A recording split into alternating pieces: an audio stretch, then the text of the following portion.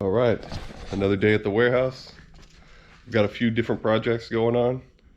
The first is on my 1UZ swapped 76 FJ40. This is the power steering line. It's custom made and it goes to the Borgeson steering box right here. And it's the high pressure line and it goes to the factory 1UZ power steering pump. You can see the outlet here. I had a custom made setup at a shop and it's leaking from both fittings, so I'm gonna go get this replaced. And then the next thing that's happening is on the 60. So this is where we're at with the metalwork. A mess of tools, because all these tools are required when you're doing surgery. So basically I've got this side done pretty much, except for final welding, but all of the pieces are made. Oh, missed the spot. I'm gonna have to make a piece for this and just replace that. That's no big deal. There's a piece up here, this one, and following this around, this patch piece, this one. This is all a patch piece because the bottom fenders were just toast. And following this around, patch pieces.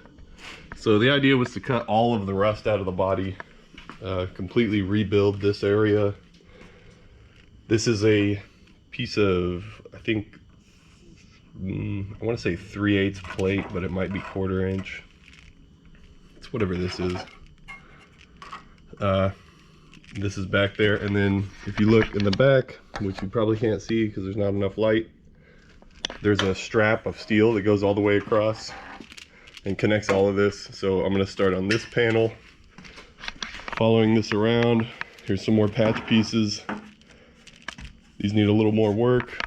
And then this area, this was actually trail rash from our Arkansas trip.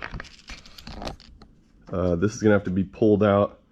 And I might just replace it since it's rusted anyways, but that, and then we'll come back over here.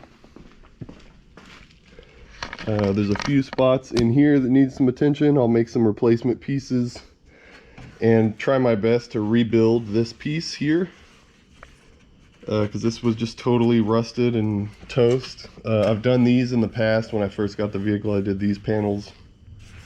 This has all been replaced. All of this is new. You can see my terrible body work. And then there's a crack here, which I will have to grind down and investigate. So other than that, this thing is coming along pretty good. This is going to need some attention, it looks like. Some more trail rash here. I'm going to have to cut the front section off of these because they're rubbing against the tire when it's at full lock. Probably just cut this flush and then cut this out and just weld that piece back on. And something I should have caught before, bumper's gonna come off, and then I'm gonna strip the entire interior because we're getting this thing ready for paint. This is our trusty steed for the trip to the hydraulic shop, my daily 80. You'll hear the sweet exhaust leak shortly because I redid the exhaust, but there's still leaks. I hate my life. Here we go. Oh yeah, listen to that. Beautiful music. Alright, got the hydraulic hose.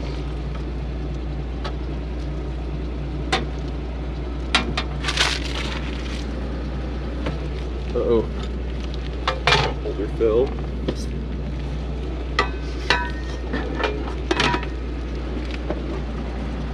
And I had a radio in here, but it broke. It completely stopped working, so no tunes in the 80. We're back at the warehouse. The guys at the hydraulic shop actually fixed the original. They said it wasn't crimped correctly. And I got another one for a spare, just in case. So I think what I'll do is put the new one on and then keep the other one. I don't know, whatever. Let's try the old one. So what I'm also going to do is turn on the lights in the warehouse. Rob Z will probably edit this out. Check this out. New filter. Boom. Ready for summer weather. So today I'm also going to do a little project organizing this section of the warehouse. What I'm going to do is get rid of this pallet, put this on casters, sandblasting cabinet. We're going to move the parts washer outside and just free up some more space here, and then probably move the workbench over. I don't know, we'll see.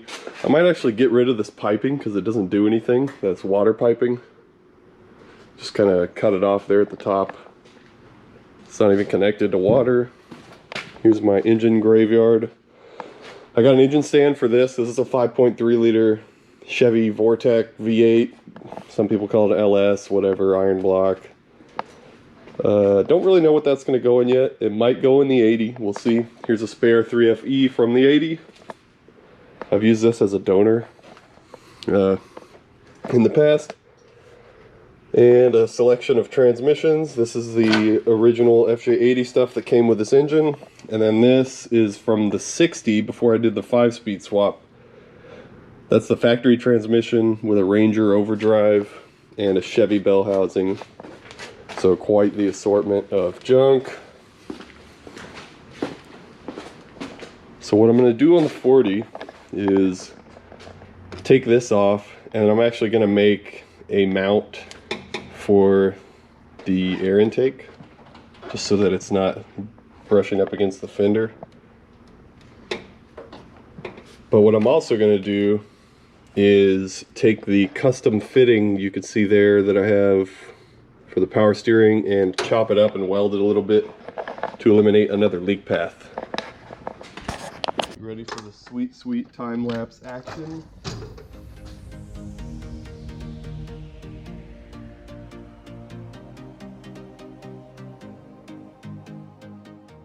Alright, so this is the power steering fitting that bolts up to the factory Lexus power steering pump. I'm probably going to cut this little tab off. I'm assuming that's so that it won't rotate to a certain place, but maybe not. I'll see when I get it back in there. But basically this is the custom part. So this was welded on by the hydraulic shop to accommodate a normal hydraulic hose, which then goes to another custom fitting on my hydraulic pump that has the mating the other side of the hose. This, I think, is some sort of power steering. I mean, I don't know really how this is supposed to work, but it's got vacuum lines attached to it, so I'm assuming when the vacuum is higher, like at idle, it modifies the way the power steering flows. Maybe it restricts, or I don't know, maybe it shoots something out and restricts the flow based on the vacuum, so that basically your cushy LS 400 will have better or different steering characteristics the faster you go or the slower you go or whatever. But anyways, I think I'm going to cut this off and then just weld this plug shut. That way it won't leak and I won't have this ugly turd in the way. Alright, here's the finished product. I got the part chopped off, the weld in there. I'll probably give it a quick coat of black paint just to make Rob Z's eyes roll, and then bolt it back up, bolt everything up, and then take it for a test drive.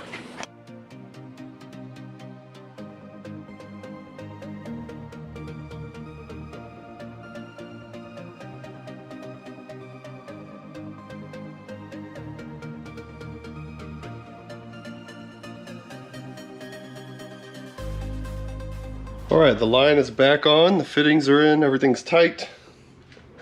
Moving on to the next step is modifying this mount to bolt into this slot. So not a whole lot needs to be done.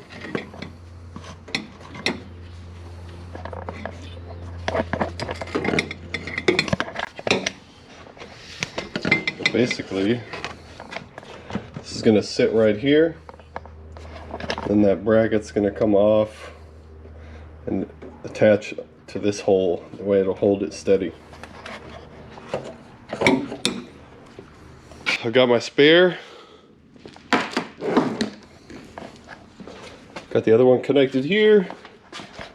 Can't really see it. The air sensor is kind of covering it, but it's connected down there. There's actually a lot more clearance between the pulley now, so that's good. And let's start it up. I actually found I had a sensor that was unplugged, which could have explained the check engine light. Hopefully, we'll see shortly.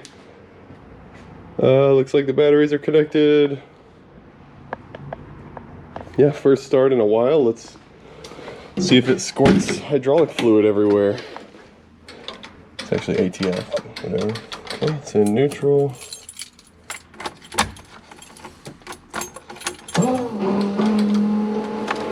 Fuel pump is on. Neutral. Brake is on.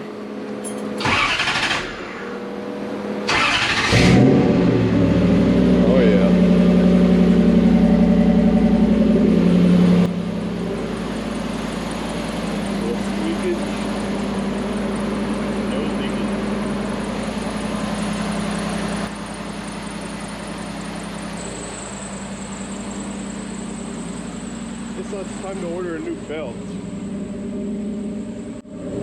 Check engine light is still on, unfortunately. This is the finished product. There's the bracket. It's bolted onto the fender. It's got a piece of rubber in between the bracket and the fender. And it uses the factory MAF sensor mount, mass airflow, whatever. As you can see, it's pretty solid. This is still hitting that, which I guess I can just adjust right there. Yeah, pretty happy with it. It's another step in the completion of the 1UZ FJ40. So I'm not quite sure exactly where Jack left off, but that's going to be it for this video. If it's kind of cut off abruptly, blame it on Jack. But anyways, so I know he worked on the 40 behind me, which we really haven't talked much about but that's Jack. He jumps from one project to another when he really should be focusing on the 60. He I don't know, gets sidetracked and then he decides to work on the 40. But anyways, that's gonna be it for now. We are currently working on the 60 because we do plan to try to get it painted pretty soon. So as you can see, you know, we started stripping it, so it's kind of, it's getting there, and we still need to work on, I guess we're jumping ahead on ourselves, and still need to finish the metalwork back here, but we'll get to that. But yeah, that's gonna be pretty much it for now. Check y'all later.